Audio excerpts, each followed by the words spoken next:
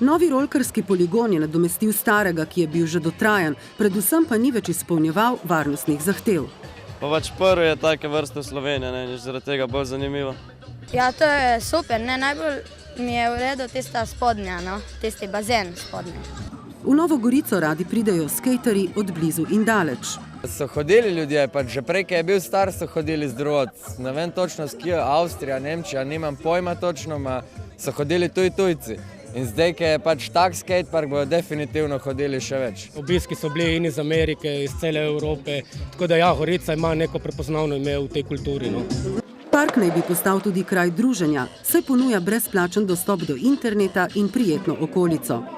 Je bilo res potrebno, ker mladina se je gibala povsod okrog, tam pred šolo, pa po vseh krajih, kjer ni bilo. Poligon je zasnovan tako, da imitira ulične objekte, stopnice, ograje in klančine. Primeren je za začetnike, ki se šele učijo, in za mojstre tega športa. V bistvu zmeraj lahko kaj novega odpreš, tako da, odkriješ.